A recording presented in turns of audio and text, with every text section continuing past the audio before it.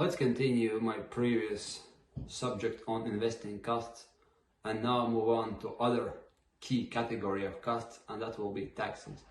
Now, if you're not living under the rock, you are aware of the fact that any of us have to pay taxes on almost anything, one way or another, but we are doing that.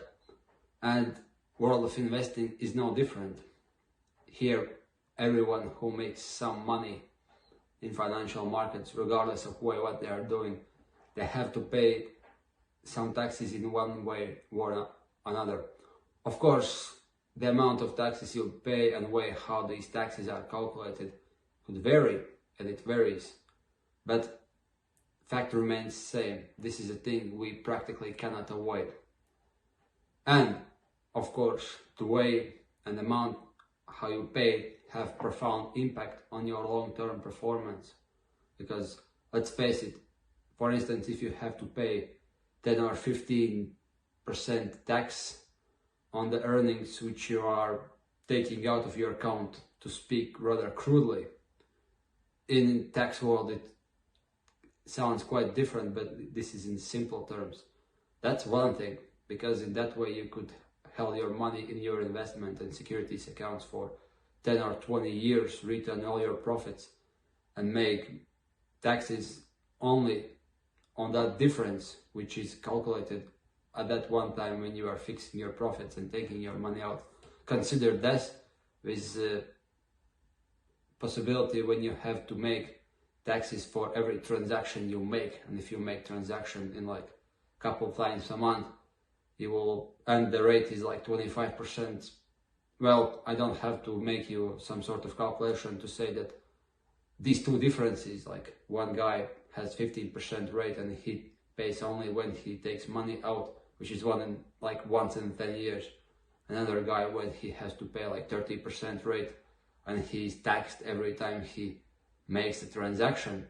Well, there is like easily 100-fold difference between amount of money they could make.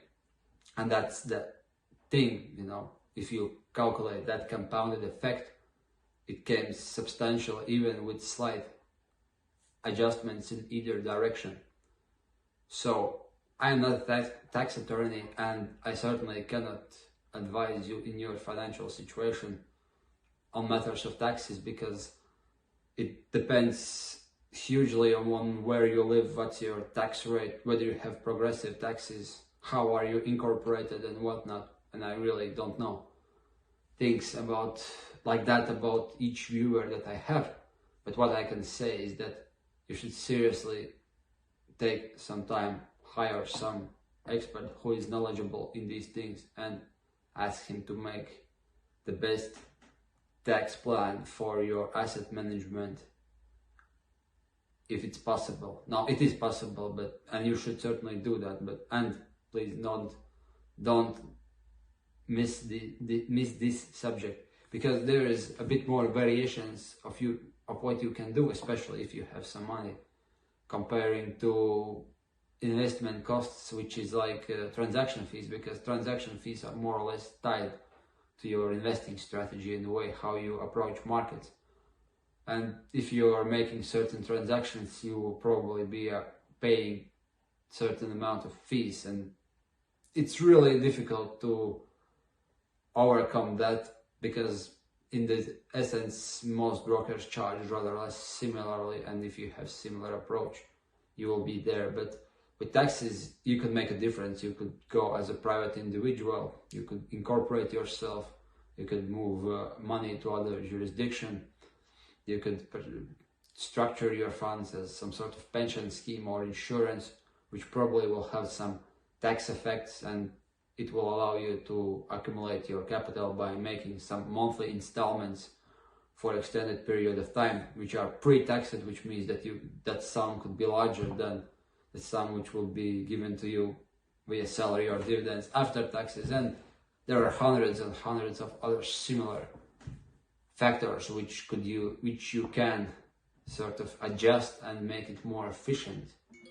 And I certainly advise you to do that, because as I told you in my previous example, there is a huge difference between scenario when you have to pay like once in several years, and scenario when you have to pay for each transaction. And yes, please think about it like that. I don't want you to give you recommendations that you have to move offshore and pay 0% tax in your profits, because it's not actually that straightforward, and there are a lot of other nuances. But what I could tell you is just please pay attention to that, because compounded impacts are profound, especially if you are thinking about some pension scheme or some rainy day fund there, and the way how you structure it will have that effect. So be aware of that.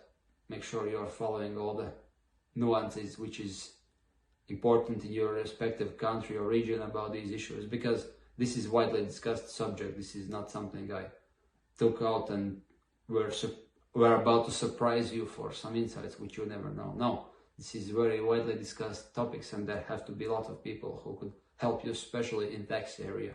I could help you in ways how to structure your investments more properly, but I don't want to say you things about taxes which I don't know that correctly, especially if you are from different regions than I am. But you always have to pay attention for that, and never ever neglect impact of tax. How could I define them? Taxman is a bad term, right? But government institutions which forces you to pay taxes, something like that.